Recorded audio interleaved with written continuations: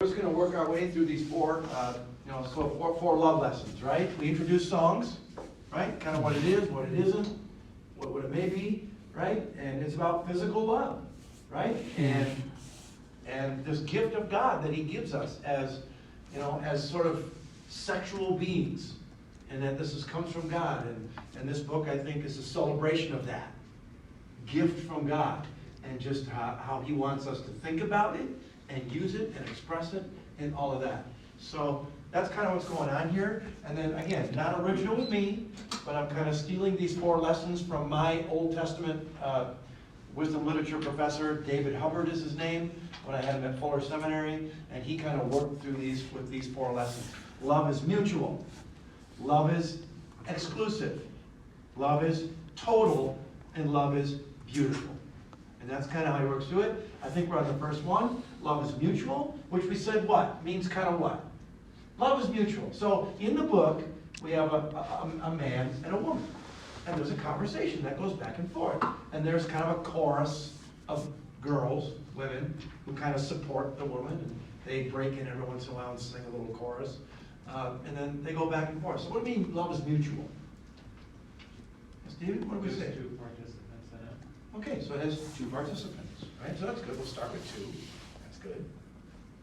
Two. Mutual just kind of means, yeah, Jason? Both are willing and initiate.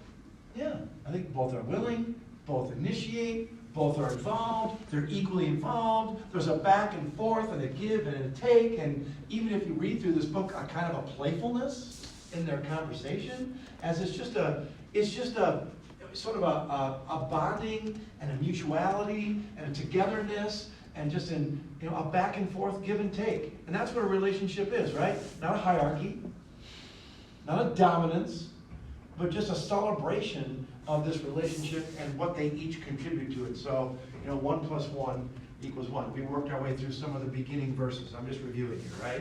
We talked about this a little bit, right? We're starting with, I think on the outline, aren't we starting with the woman? And she kind of goes through and she speaks. We're just going to kind of observe how she contributes to this, and then we'll get to the man, right? So she downplays herself, and then she invites him to meet her. That's kind of cool.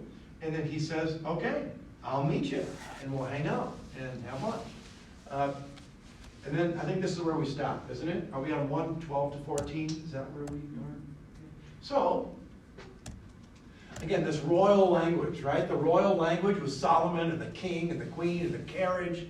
We said was what? I mean, I suggested. Maybe the book did too. By the way, you have one more little assignment. It's reading and then so the royal language kind of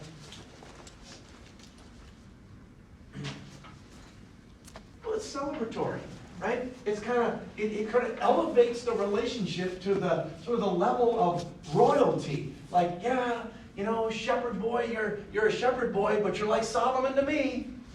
You're like the queen to me. It's like, Cinderella. And you get the carriage and you get all that. So while the king was at his table, my perfume spread its fragrance. My lover is to me, okay, this is where he loses it. A sachet for resting between my, so just kind of, I don't know, just almost like the fragrance, almost like an aphrodisiac, and it's, attractive. My lover is to me a cluster of henna blossoms from the vineyards of En-Gedi. What in the world is that?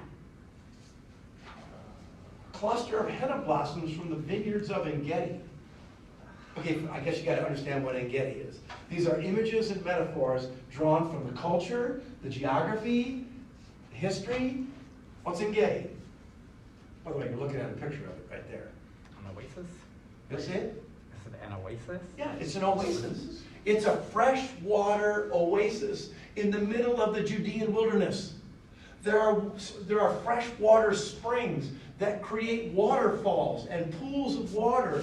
And then this is out in the middle of the Judean wilderness, down by the Dead Sea. And so you have all this fresh water, and then, just in the middle of a desert, all of a sudden you have plants and trees and flowers and animals and water. It's just, it's a picture of, well, why would he say you're like Engedi? Or why would she say you're like Engedi? Because it's refreshing, it's life-giving. Yes. It's a welcome surprise. Yeah, it's like, man, refreshing. I love to be with you. It's like, you lift me up, and it's so encouraging. I mean, there's one of the waterfalls in Engedi. That's pretty cool.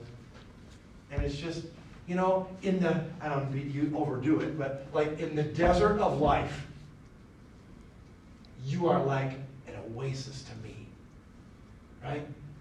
During the day, the dusty, you know, dry, thirsty world that we live in, and I come and be with you, and it's like life-giving and fresh and all that. So Engedi, there's Engedi. That's kind of cool. Actually, one of my favorite places to go because, you know, usually it's 100 degrees down in the Judean wilderness, and you come across a place like this, and you just kind of stand underneath that waterfall, and it's kind of like, you are to me like the vineyards of Engedi. Man, I love it. It's kind of cool. It's just graphic language. Oh, there's our group. There we are. Some of us. That's for years ago. Yeah, this guy right here, that's Brady Mulder. That's Brady Mulder. He's the pastor now at Noorderloos Christian Reformed Church near Holland. Graduate of South Christian High School, graduate of Kuiper College, and now a pastor of this church. And it's kind of cool to watch them grow up. Yeah. How handsome you are, how charming. Our bed is verdant. Okay, verdant. What in the world is verdant? Right, lightly green specifically, Yeah. greens for plants like the virgin forest. Yeah, so again, all this imagery of the forest and the garden and the greenery and the freshness and all of that. The beams of our house are cedars, the rafters are firs. So it's just recalling the Garden of Eden. I think these images and how that was. She goes on. Are we up to chapter 2? This is chapter 2, verses 3 to 7. Chapter 2, like an apple tree among the trees of the forest is my lover among young men. Okay, what is that? I delight to sit in his shade. Like an apple tree among the trees. What is that? What is she, like? Yeah. Give it a shot, Stephen. Protection.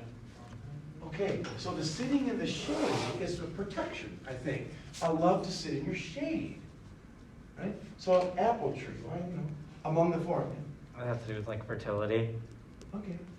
Okay. It's fertility, you know, and you know, the raisins, the apples. I mean, these are just fruits and aphrodisiac, and you know, I think like an apple tree among the trees of the forest. Like, again, you stand out. There's one apple tree among all these just trees of the forest, and you stand out. You're the apple tree. You're the fresh tree. You're the fruit tree. I want to sit in your shade. Come under your protection. He has taken me to the banquet hall, and his banner over me is love. You're all adults. Are we adults? Okay. They're not going to the mess tent to have lunch, or the dining hall to have lunch. The banquet hall, his banner over me is love. Right? The word love there is the word for sexual love. Okay? And they're, you know, it's just, you know, going to the banquet hall to partake of each other in this way. And the banner, again, is to be, you know, like a banner, to be identified with you. I'm identified with you. I bear your banner, your insignia, your logo, your banner over me, your identity. The identity that you have to me is sexual love. Let's go to the banquet hall, partake. Okay, I don't remember when I was a kid in Sunday school, we sang this song. Did you? Jesus is mine and I am his. His banner over me is love. Jesus is mine and I am his. And there's a bunch of 8-year-old kids singing the song. And if their parents only knew what it meant. Like a bunch of 8-year-olds going, no, that's not what we're doing at 8 years old. So it's just, you got to be careful with this, right? And then the raisins, the apples, I'm faint with love.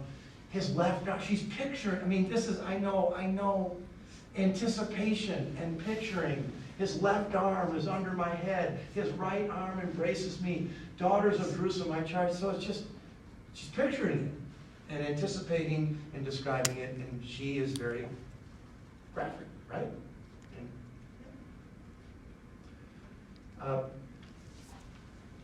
My lover is mine and I am his. Now that's sort of almost like a vow, right? That's a covenant vow. Like we have vows at weddings, right? And the bride and the groom speak vows to each other, until death do us part, and for richer and poorer, and sickness and in health, and all that stuff. This is almost like a kind of a vow. My lover is mine and I am his. I belong to you, you belong to me. Okay? And it's like a vow. All right, and then she goes on. He browses among the lilies. They're not going in the backyard for a walk in the dark. Want something else. Until the day breaks and the shadows flee, turn my lover, be like a gazelle or a young stag on the rugged hills. Do I have to explain that? Okay, good. Praise God. And Excelsis Deo. Figure it out. Look it up. You'll be all right. So, chapter 4.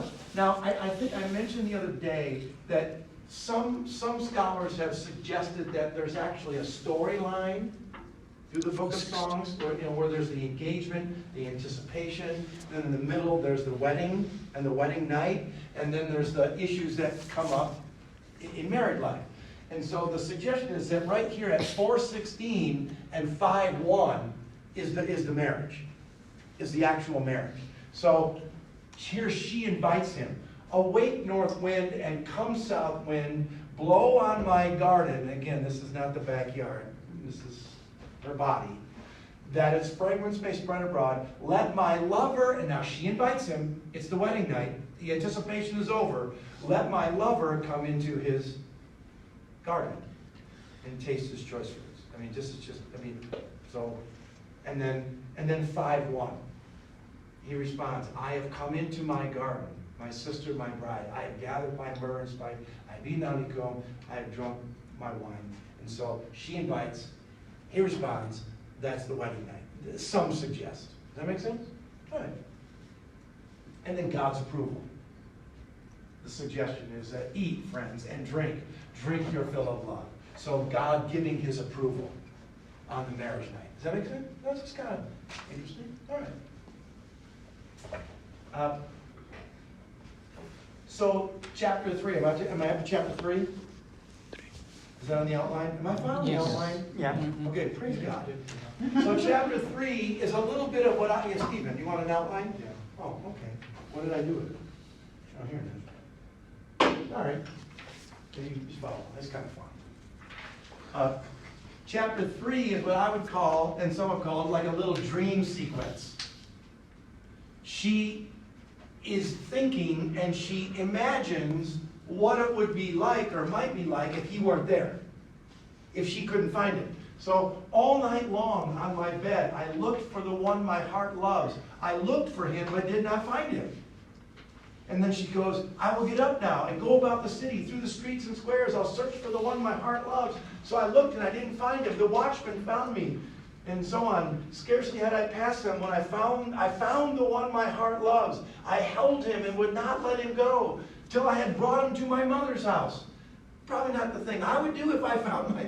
Probably not go home to mom's house. Probably not do that. I'd go probably somewhere else. But the point is, the family, and I found him to the room of the one who conceived me, and then so on. So she imagines what it would be, without him. Everybody okay? And then she describes him physically, literally from head to toe. And this is talking about the physical attractiveness that she has for him. My lover is radiant, ruddy, outstanding. His head, his hair, his eyes, his cheeks, his lips, his arms, his legs, his mouth. This is my lover. This is my friend. Oh, daughters, so she describes him and says, man, you're attractive. You're handsome. I don't know what ladies used to all say now, but don't tell me. I don't want to know. Handsome. I don't know. I don't know. I don't want to know. Okay. She's describing him physically. I mean, there's a physical beauty and an attraction, right? Which is, one of the things, a gift of God. And that we should maybe, I think this is good, take care of our bodies. Take care of our physical being. And, I don't know, I think compliment each other in a relationship. Commenting on that, compliments, things like that. And yeah. All right, everybody okay? Let's switch over to the man. Here we go. Because we got to get through a whole bunch of lessons. I got some videos loaded up. So here we go. The man. I liken you, my darling, to a mare harnessed to one of the chariots of Pharaoh. Okay, guys, probably not a good opening line to say, hey, horsehead.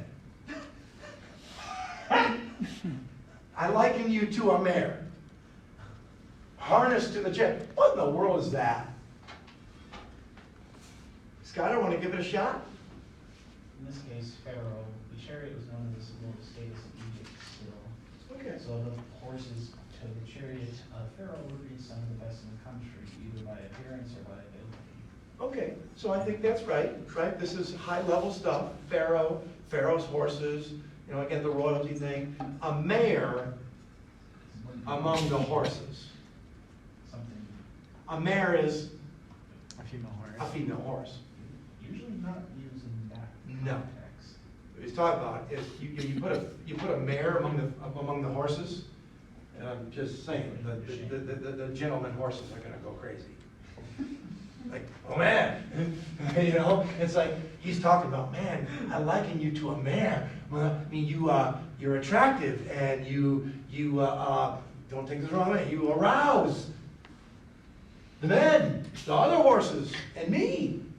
That's what he's saying. I think. We're all adults. Come on, you guys, grow up. Your cheeks are like beautiful with earrings, your neck, and so on. Yeah. So he's describing her. How beautiful you are, my darling, how beautiful. Now, here we come to one of the nicknames. My darling, my darling. And apparently they have, I broke my, some of you know.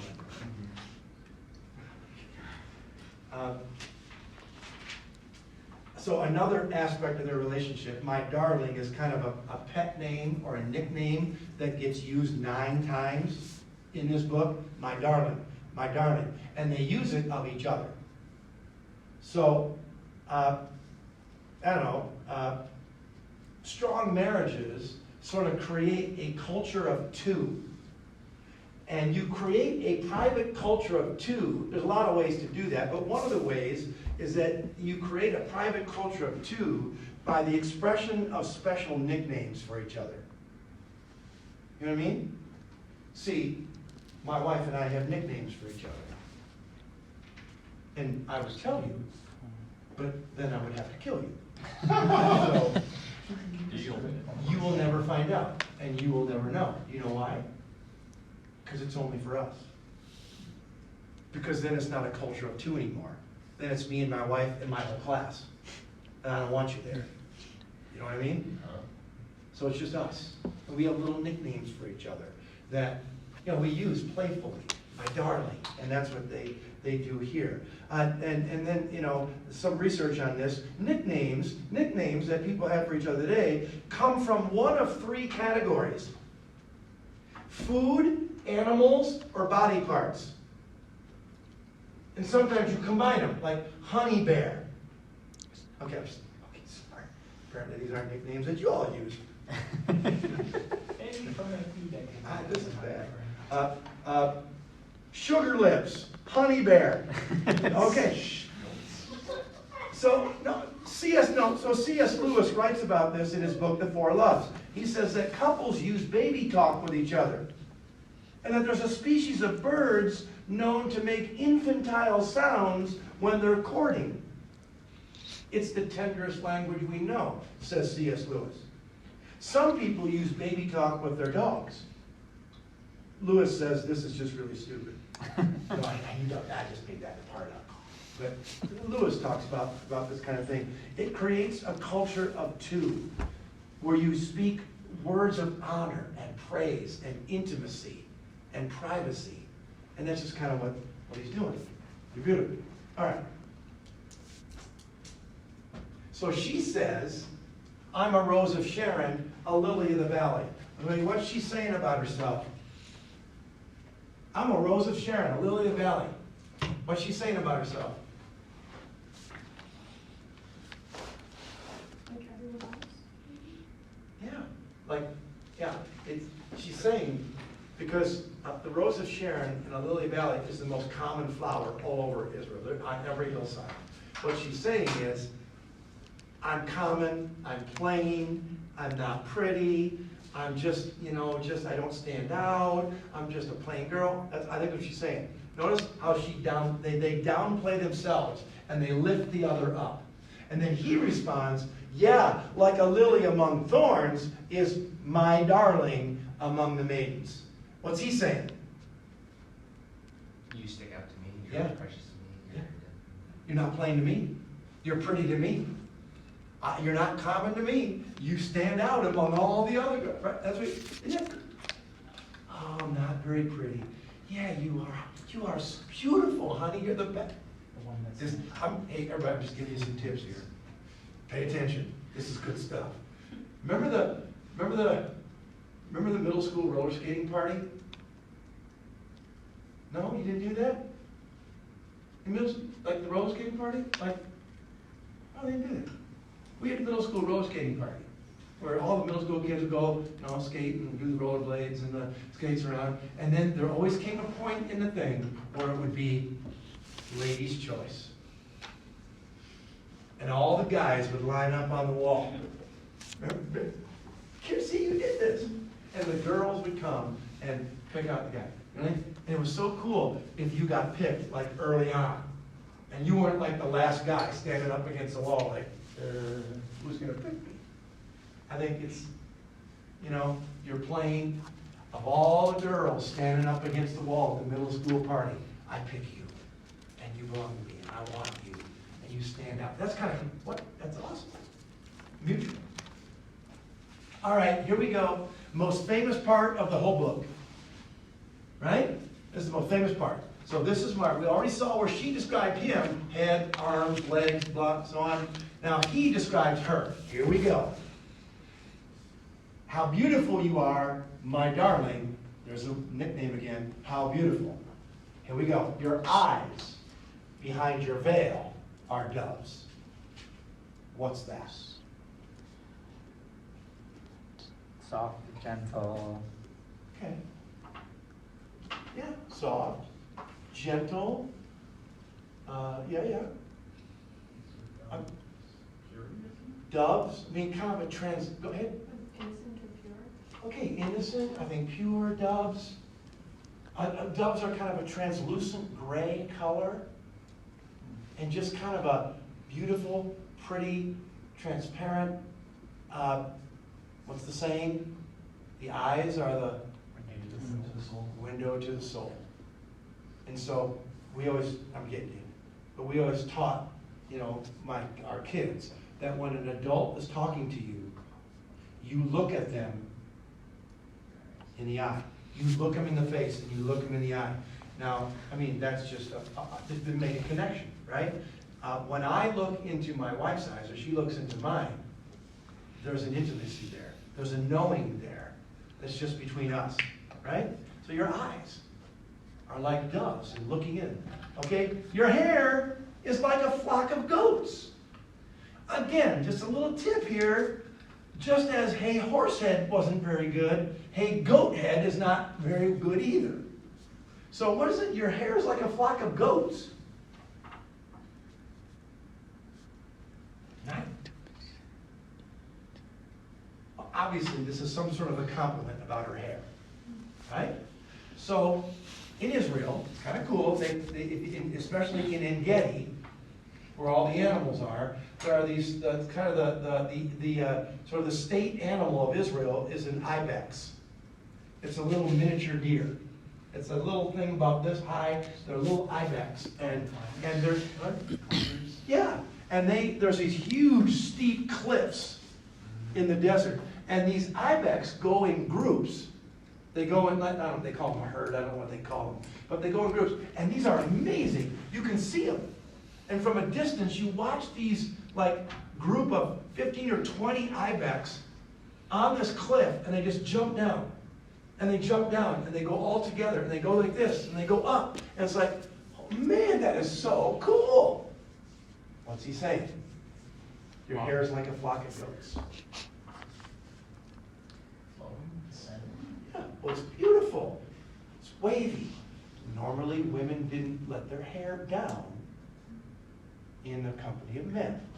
They would cover it, right? But here, she reveals her hair. He sees it, and he compliments it. It's pretty cool, right? Just a tip here, fellas. Oh, yeah, we only have 2 women in the class. Sorry. Jeez, fellas, little tip here. Sorry. Complimenting their hair is big. They like that. I mean, my wife will come, I'll get home from work, and she'll come in the door, and she'll come in, and she'll say, notice anything different about me? Oh, no. And I said, no, you look good, you look good. No, anything, oh, your hair, oh, you just got your hair done, and it looks so nice and cut, and I love it, it's great. And then, maybe it's just my wife, but then she has to try on all her outfits with her new hair. No, doesn't like that. She's like, oh yeah, this looks good with my new hair. This looks good with my new hair. I know, it's the hair. She has a hair thing. By the way, my wife has nice hair. It's thick. It is. Mine's thin. Fortunately, half of my kids got my hair, and half of my kids got my wife's hair. And yeah, the thin-haired kids aren't very happy because they got my hair. Oh well, so be it. But hair, compliment the hair. Your teeth are like a flock of shorn sheep, just coming up out of the washing. Each one has its twin. Not one of them is alone. What in the world? That's a compliment too, by the way. Because in those days, dental hygiene was not a big thing. You did not go to the dentist every 6 months to get your teeth cleaned, and so we have teeth. So there was a lot of decay, there was just all that. But he says, man, your smile, your mouth, I love the fact that for each upper tooth, you have a matching lower tooth.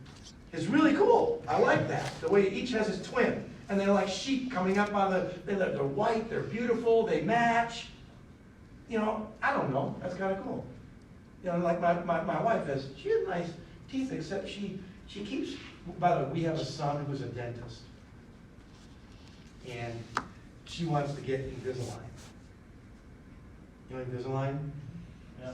It's not braces, but it's like, she thinks, so I said, honey, your teeth are great. I love your teeth. They look good. They look great. I love your teeth. Like each one has a twin. I'm quoting this here. And I love it, like sheep coming out of the, it's not convincing her. She wants Invisalign. And she thinks our son can get it to her cheap. But I don't know. Still got to pay for it. See, he's complimenting eyes, hair, teeth. Your lips are like scarlet ribbons. So they would paint painted lips and so on. Your mouth is lovely.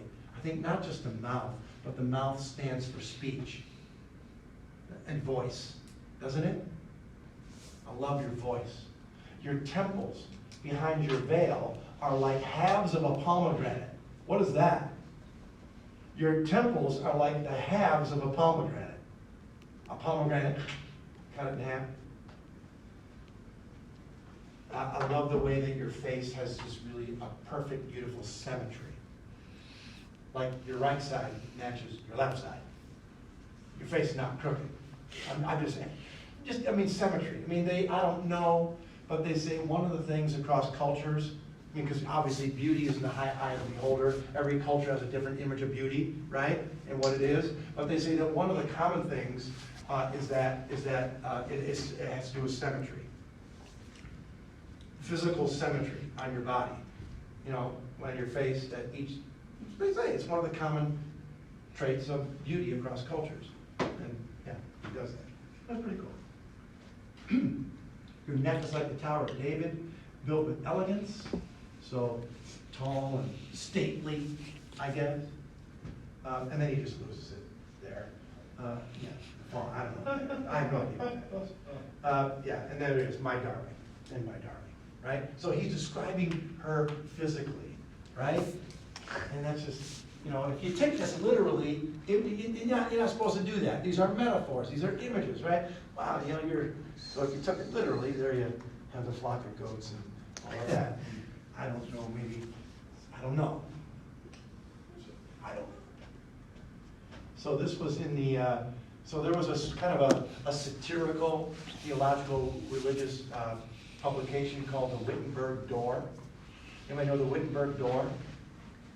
Oh, and it's kind of obviously Luther and Wittenberg and the door, the thesis, and so it's kind of a tongue-in-cheek kind of religious theological publication. And so in the Wittenberg Door, this is from years ago. This is over 20, 30 years ago. Appeared this image of the woman in Solomon, and I'm not exactly sure how Winnie the Pooh made it in.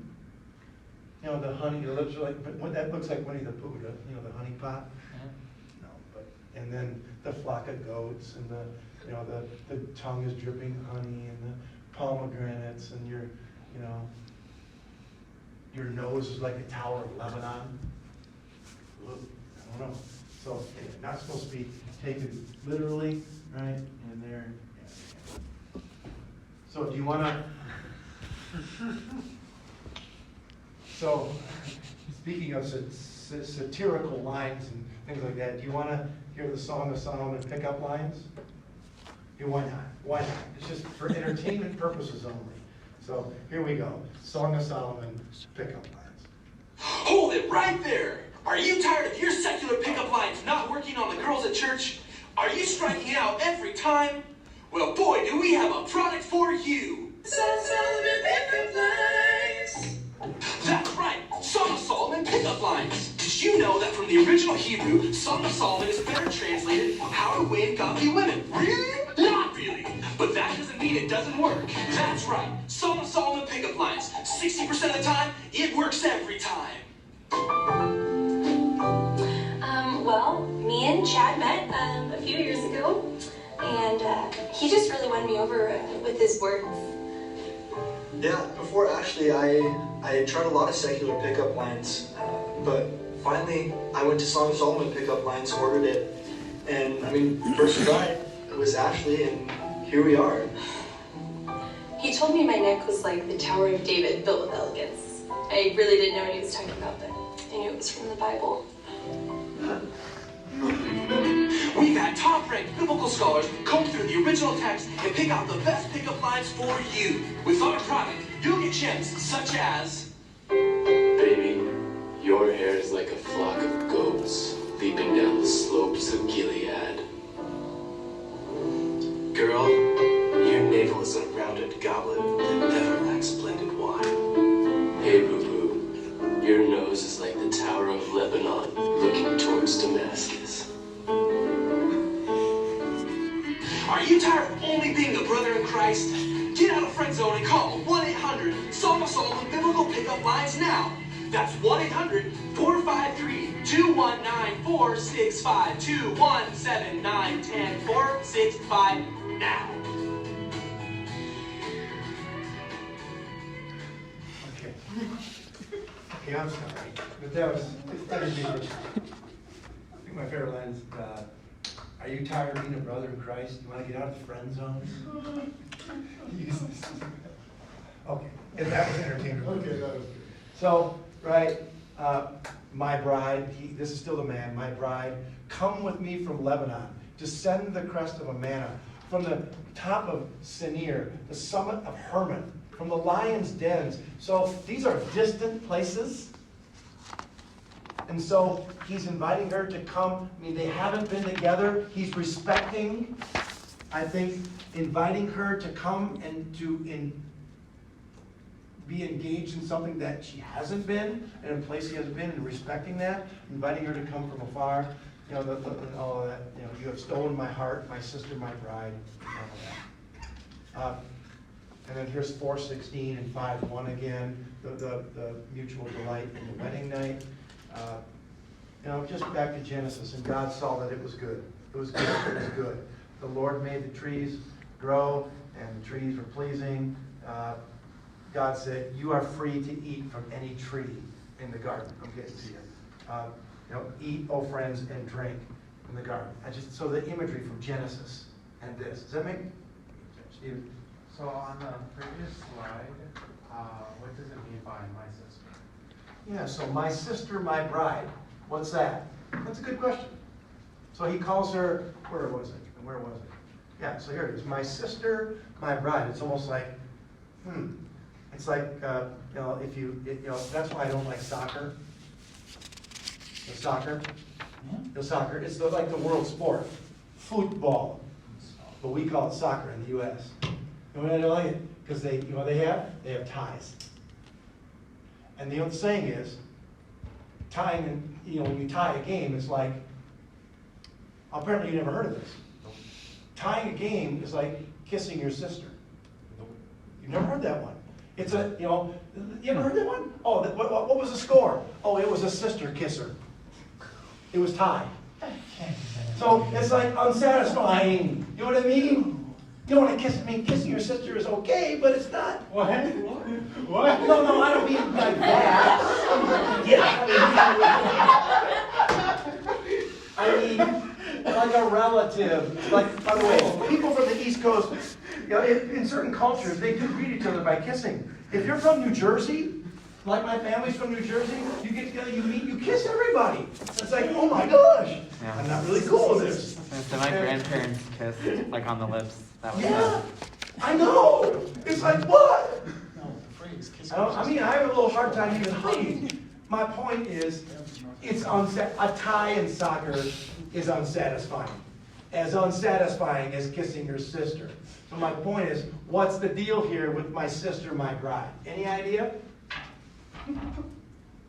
Why does he call her a sister? It sounded like Is it like a cultural, like a connection of like culture, like she's within the family of Israel, and so she's a part of that. This fellow descendant of Abraham. Yeah, I mean, it's a familial thing. Even with Abraham, when Abraham lies about Sarah and says she's my sister, and we think that's, a lie, but actually in the Middle East and Mesopotamia and so on, wives would be referred to as sisters. And that's kind of a familial thing. You belong to me, you're in the family, so my sister, my bride. Blood is thicker than water. But in this case, like, I married you, and now you're blood, and now you're in. Does that make? No, so I think that's part of it, right? Is that good enough, Stephen? Okay, cool. All right.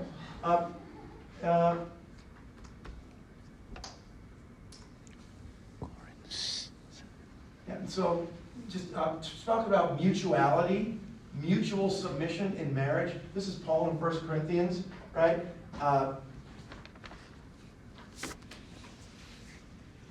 The husband should fulfill, this is Paul talking about mutual submission in marriage. The husband should fulfill his marital duty to his wife, and likewise the wife to her husband. And then he goes into this. The wife's body does not belong to her alone, but also to her husband. And all the husbands are going, yes, I told you. Tell my wife.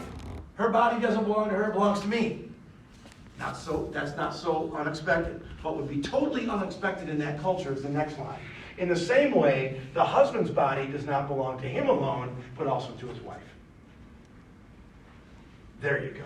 There's a radical mutuality where husband and wife in a physical relationship have mutual submission and care for each other. Does that make sense? It's just kind of... I think I've done this before with some of y'all, but back in Genesis, I'll make a helper suitable. A helper suitable. First of all, the word helper is most often used with God. God is our helper. God is a present help. So we don't want to suggest any hierarchy based on that word, do we? Now, like my daughter, when she was little, I would be fixing something at the house, like the doorknob or the window, and she would be Daddy's little helper. She would hold the plastic screwdriver while Daddy did the real work. That's not the idea. Like Eve is Daddy's little helper. That's not it. It's a helper is someone who gives to you something that you can't get for yourself. And that's what God does. He gives something to you that you can't get for yourself. So that's a helper. But then this word suitable is the Hebrew word kenegdo. The K is the prefix like. And then negdo is opposite. So I will make you, Adam, I will make a helper like opposite you. And so how is the woman like the man? Because she's like him. In what way is she like him? Yeah, the image of God. She's human. She's in the image of God. She's equally commanded to subdue the earth and to engage in that, partnership dominion. And then opposite, obviously, she stands across from him. She's not him, but stands opposite him and looks him in the eye. And is another person. Does that make sense? I'm like you, but we also complement each other. Does that make sense? So I think that's, yeah. So there's mutuality and submission. Submit to one another out of reverence for Christ. And this is, I'm just bringing it in the New Testament here, mutual submission, which is what we find in Songs, right? Mutual submission. Everybody okay? Right, quickly, lessons on mutuality. Here we go. Love is built on character and friendship. Isn't it? I mean, it's not just physical love. I mean, obviously, they describe each other physically. They're attracted to each other physically. But the foundation of the relationship has to do with character and friendship, right? Your name, your character, your reputation, my friend. And it's that. I don't know, 100%, distinctive contributions and common ground. Creating common ground. Hey, where do you graze your sheep? I kind of watch my sheep too. Hey, let's get together. I'm a shepherd too. I'm doing the same thing. Common ground, right? And yet, they each make distinctive contributions to the relationship. Does that make? Have you ever heard the phrase, our marriage is 50-50? Have you heard that one? What's wrong with that? I think there's something wrong with that. What's wrong with that? Our marriage is 50-50.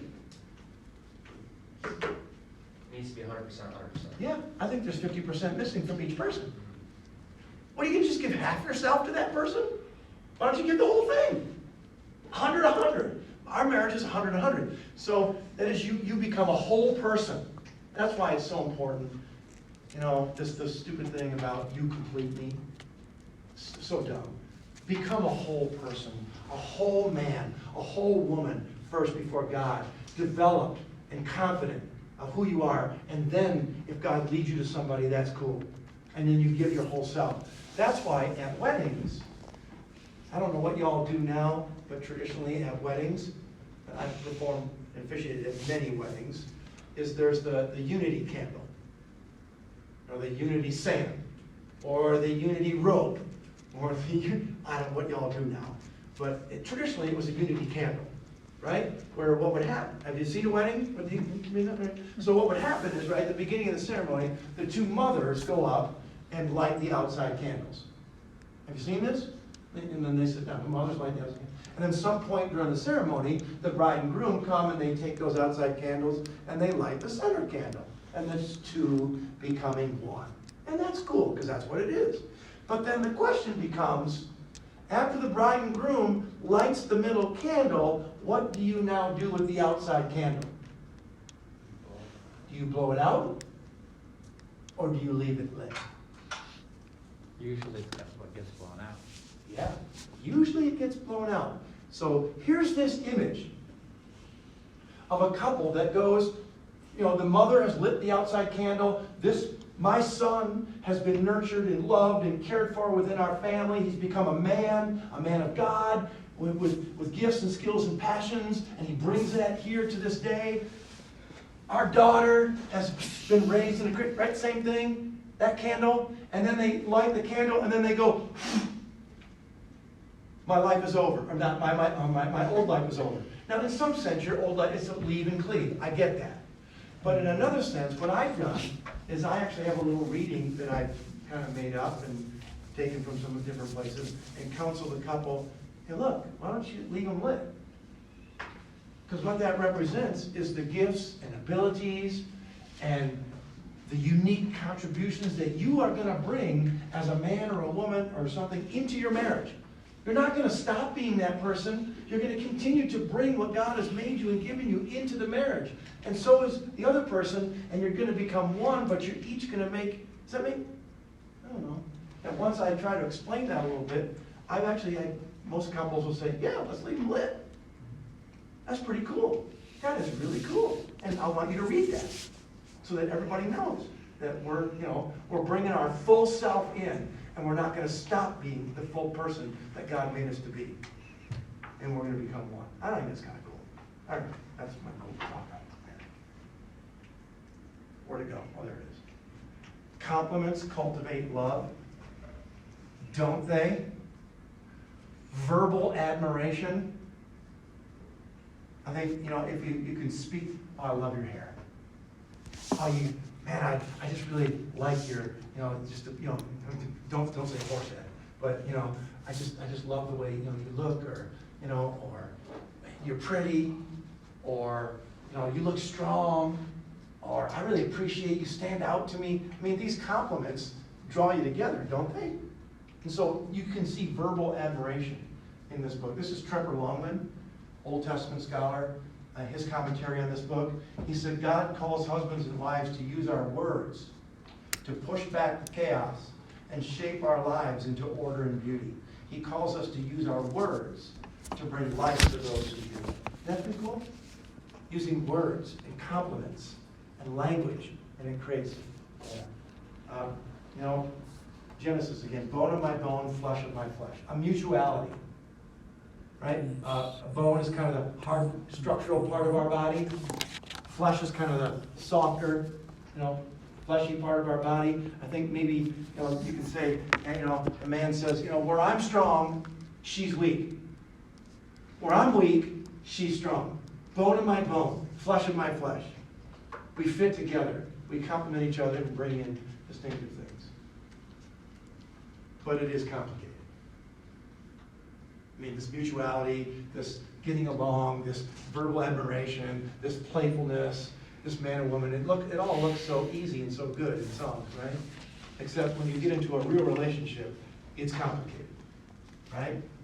And men are men and women are women, and this is kind of one way of thinking about it. Wait, is it the levels of communication thing, where guys only see the high and women see everything else? Men just have an on-off switch. Women, I'm sorry. This is just, I'm stereotypical and all that kind of stupid stuff, but I don't know. So I mean, just, we are different, and we have to try to figure this out, right? And that's the challenge. So, sex, food, TV, beer, sex, football, sex, beer. Okay, it's not that complicated. And then, all right, sorry.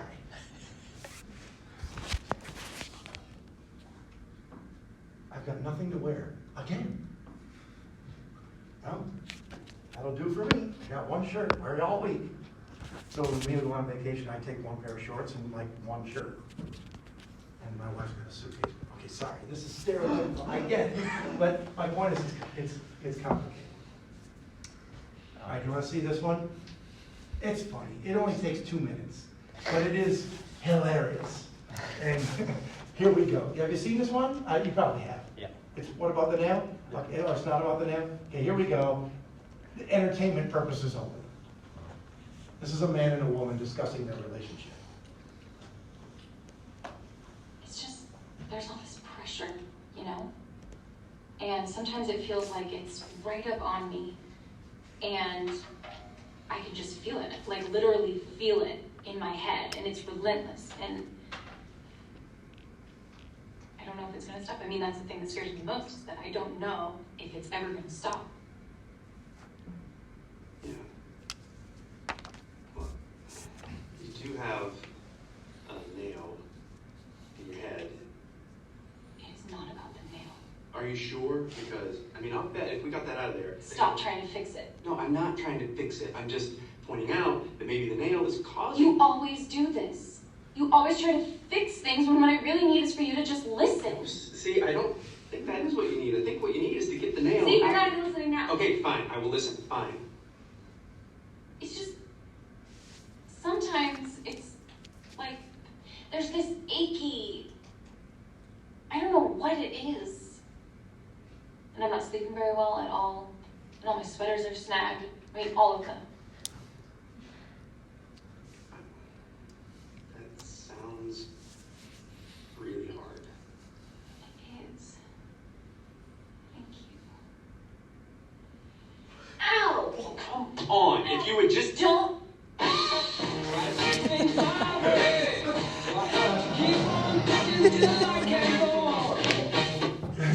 Come on. Come on. That was good. Okay, again, so I gotta do my thing. All my sweaters are signed. All of them. That sounds really wrong. It is. Well, you just get the nail on it. I mean, I know it's funny, it's stereotypical, but we have to, the point is, it's two people in a mutual submission, mutual relationship, who are trying to figure out how to put the common ground and the distinctiveness together, right? And it doesn't always work out so neatly as we have in Song of Solomon. I know, because my wife will come home and she'll have some issue at school. She's a teacher, some issue with her principal or at school or a problem that came up. And so my first instinct is to what? Fix the problem. Say, well, okay, here's what you do. Tomorrow you go to the principal and you just say this. And then you do this, and then boom, it's fixed. And she goes, no! And she just wants to cry for 10 minutes. And I don't say anything, and then we're good. That actually works better than puppies. Sorry. I think for once the male fix-it attitude was the right call. At least for a male in this stuff. That's the problem. That's exactly the problem. Is we think the fix-it is the right call.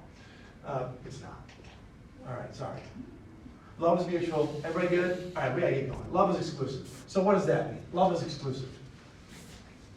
Love is exclusive. 2, not 3. It's exclusive. It's private.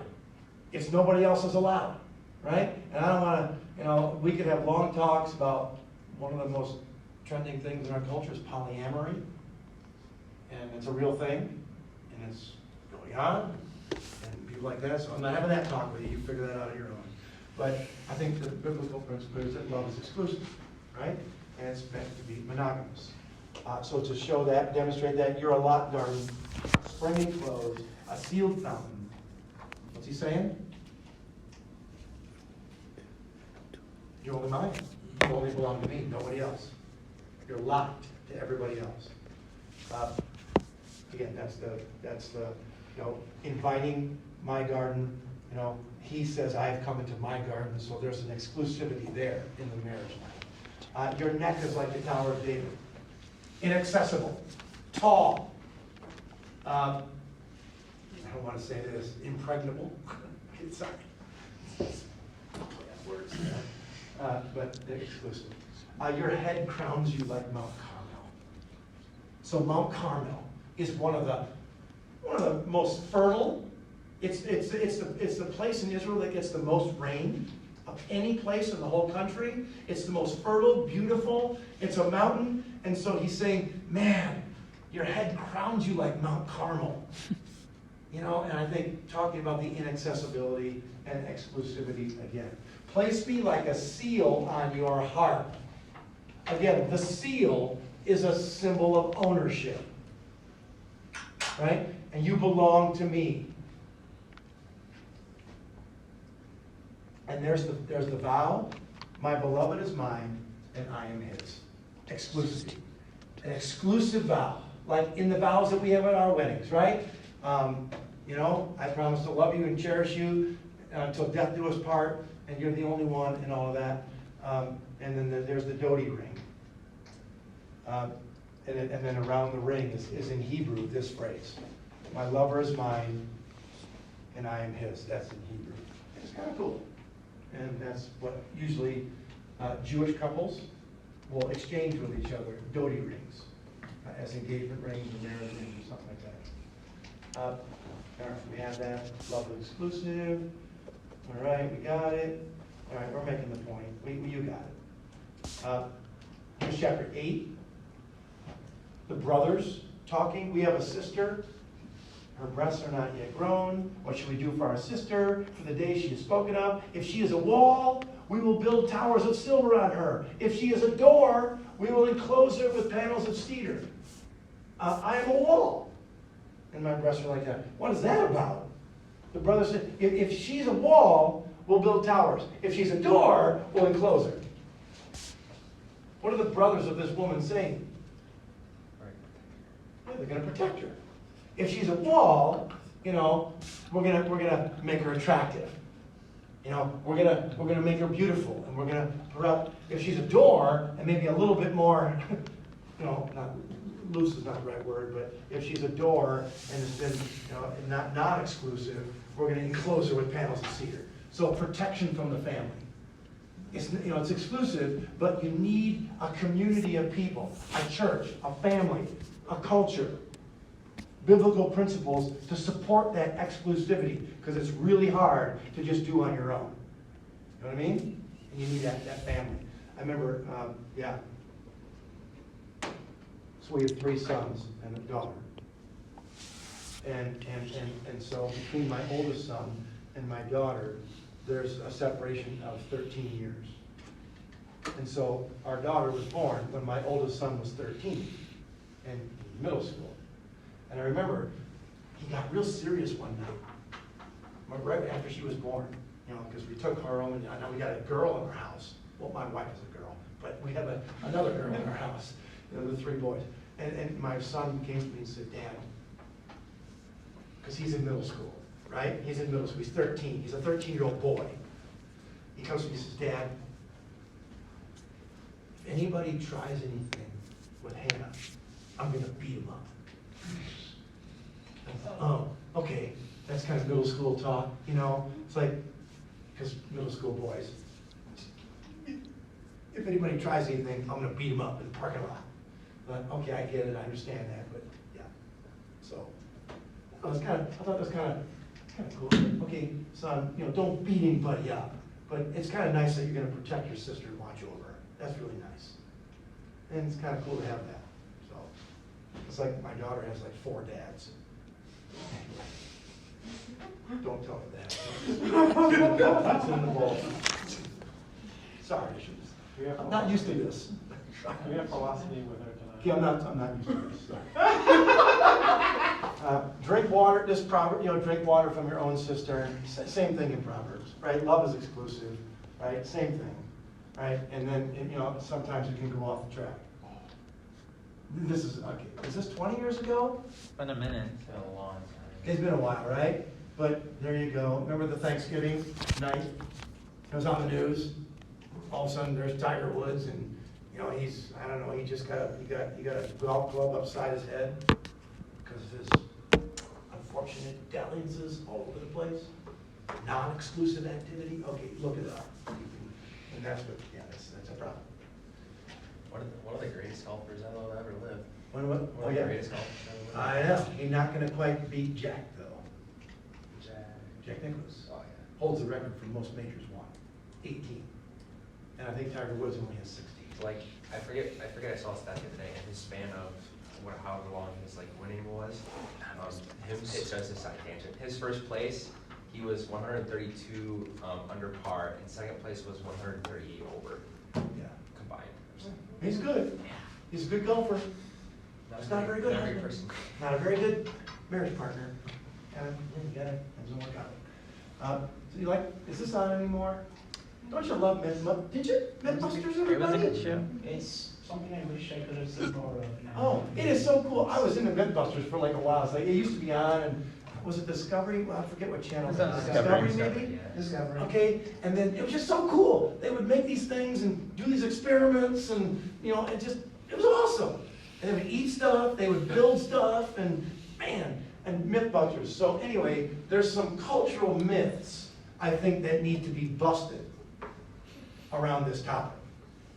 I don't know if I probably didn't list them on the outline, but I think one of them was this. You did. Did I? Yeah. Oh, that was nice. Where's that? Sex is exclusively a physical Oh, yeah. thing. That's what our culture would say. But it's a myth. Is it a myth? Do you agree? I don't know. Is it a myth? I think it is. No. Is sex just a physical thing? No. Absolutely not. No. No. It is a deeply spiritual thing. And that's why God, I think, commanded in Scripture that a life-uniting act, mentally, physically, emotionally, spiritually, a life-uniting act is meant for a life-uniting commitment, a lifetime commitment. It's not just physical. It's not just genes. It's not just biology. It's not just, yeah. So my brother, years ago, he got a dog, and he got one of those, electric fences in his yard, for the dog. Yeah, you get a dog, you put the collar on, you get this electric thing around. If the dog goes outside the yard, it gets a shock. It learns to stay in the yard, right? So my brother told me that one day, his dog was sitting on the front porch, and then he watched across the street at the neighbor house. There was a pretty dog walking across the yard. And he said, my dog perked up on the porch. He kind of cocked his head. He looked at the fence, and he said, I'm going for it. And he ran. The fence shocked him out of his mind, and he rolled it. Okay, I made that up. But my point is that, sometimes we think we're just animals, and we can't help it. And it's just too uncontrollable, right? It's not just a physical thing, right? It's mental, emotional, and spiritual. Sorry, I got ahead of myself. Sex is a powerful drive that we can't control. Yes, you can control it. We can control it. Why? Why can we control it? We can. Because we are moral beings. We are not just animals. We are moral beings and spiritual beings made in the image of God. And we can control it and organize our life. Now, in order to control it, you got to think ahead. Because if you're going to have a plan, if you don't have a plan, it's all over. It's all over. Forget it.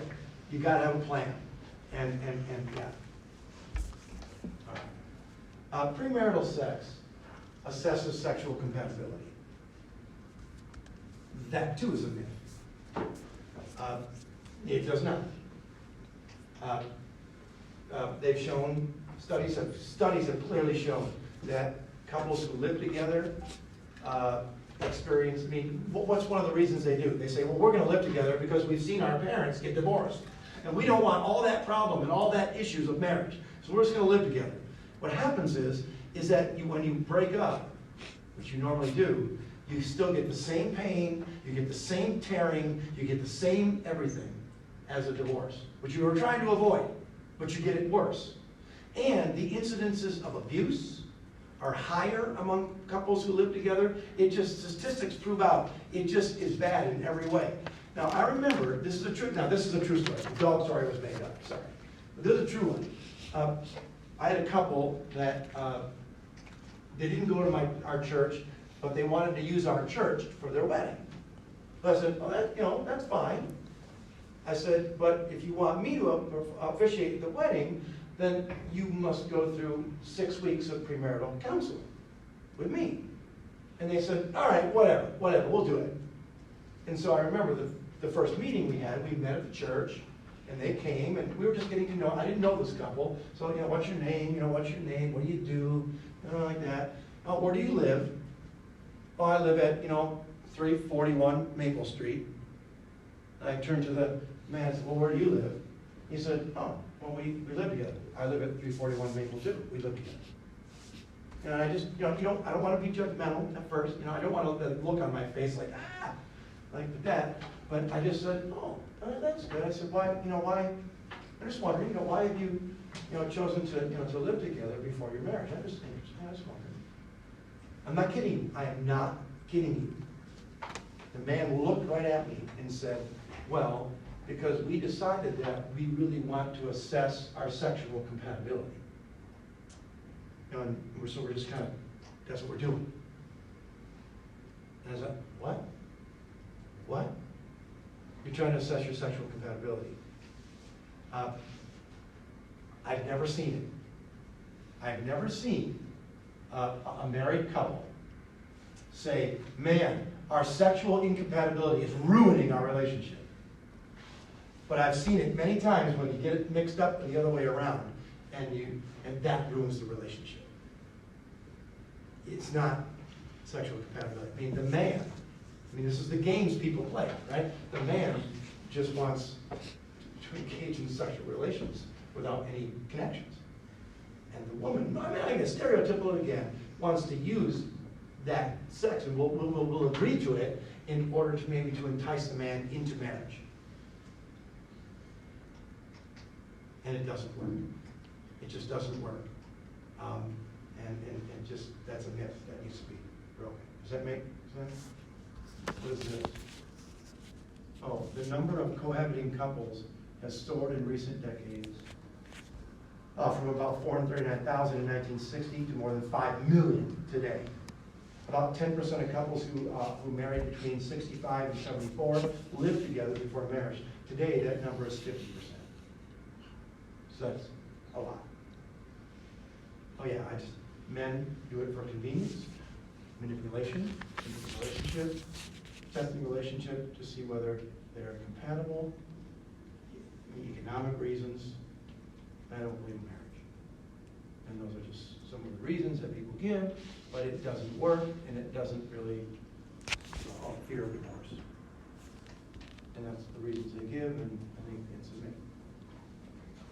All right, that's my 2 cents. Sexual temptations disappear after marriage. No, they don't. And I thought, man, once I get married, this is going to be great. All my issues are going to be solved. As a teenage man and college man and all the stuff going on, all the stuff. I get married, boom, I'm going to have all that solved. Guess what? Same issues, same problems, same everything, same temptations. You still got to figure it out as you go along. It's all there. I'm just saying, I've been a married man for a long time, and it's still there. One of the issues in our marriage, it's okay, but it wasn't something I said. Oh no, I wasn't good. One of the issues in our marriage, when I was a pastor at this little church before I came to Kuiper, the pastor's office was in the parsonage basement. So we would wake up and eat breakfast together, my wife and I with our little kids. I would actually go down the basement to my office, and she would be upstairs, and I'd come up and have lunch, and then in the afternoon we would go visit some of the widows in the nursing homes. I spent the entire day basically with my wife. And then we moved here, and I began teaching at Kuiper, and then I woke up in the morning, and I left, and I went away for the whole day. And then I came back in the afternoon at 4 o'clock or 5 o'clock. And the issue was, my wife would ask me, so what did you do all day? Who'd you talk to? Who'd you have lunch with? What did they say? What were they doing? And it's like, it's okay, I'm all right, I'm behaving myself at work. I'm not doing anything, I'm just there. And it was like we had to work through, from being together the whole time to then all of a sudden figuring out what it's going to be like if which is an issue that we had to work through. And yeah, it doesn't go away. Sexual sin is the unforgivable sin. Well, that is a myth too. That's not the unforgivable sin. It's not. And I think people think it is. In the church, they think it is, right? right? And they raise sexual sin to a level that's way beyond, just read some of the passages in the New Testament. It talks about cheaters and boasters and arrogant people and thieves, and it lumps it all in, and somehow the church has made this one way worse than anything else. I don't know why. There was a day, because my mother-in-law, this was in the 1950s. Then we're done. So my mother-in-law, bless her, I have the best mother-in-law in the world, by the way. I do. She's coming tonight. She's 92. She's coming to the party tonight and gonna write a check. I said, Mom, just give it to me. Just cut out the middleman. Just give me the check. Don't give it to Kyle. No, probably. So fortunately, my mother-in-law became involved with my wife's father before they were married. And she became pregnant. This is in the 1950s. This is not with my wife. This is with my wife's older brother. And my wife's older brother was born. And this was in a very conservative community in Kalamazoo and church. And the way it was in those days, this is unbelievable.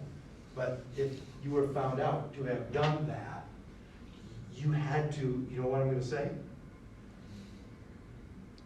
You had to appear in front of church and confess your sins in front of everybody. You had to be publicly shamed for a sexual sin. They still do that in some PR denominations. Yeah. Which is, I think, tragically unfortunate. It's horribly unfortunate, in my humble opinion. Because if we're going to be about public shaming, then let's get all the boasters up there, and then let's shame them, and then let's get all the liars up there, and let's shame them. No, let's not shame anybody in public. But it was just a weird thing, and she did that, and it was so debilitating for my father-in-law. He just thought so less of himself his whole life. I think I've told the story in other contexts where when I dated my wife, my father-in-law was he was actually 10 years older than my mother-in-law. He was an older gentleman. And I went to church with my dating my wife to her church, and I said, and my father-in-law, my wife's father, was a deacon. And he was a man by then in his late 60s. And I said to my wife, why is your dad a deacon and not an elder? I mean, that's just the way it goes in church. Younger people are deacons, then the older spiritual advisors are more older people, elders. I said, why is your dad not an elder? And then that's what she told me. Well, this is what happened. This is what they had to do. And my dad has never felt worthy his whole life long to be a spiritual leader in his church. He just thinks so little of himself. I thought, that is horrible, that this affected him for an entire lifetime. And that had to happen. And it was terrible. And that's the thing I remember about my father-in-law. And bless his heart, he raised my wife, and I'm thankful for that as a godly man. But this is what happened to him because of that. They treated it as young people. Is that right? Not. All right, we're done. We're done. It's 2:09. So, okay, come back. We'll have Lucy go a little faster, I guess. We'll have to, on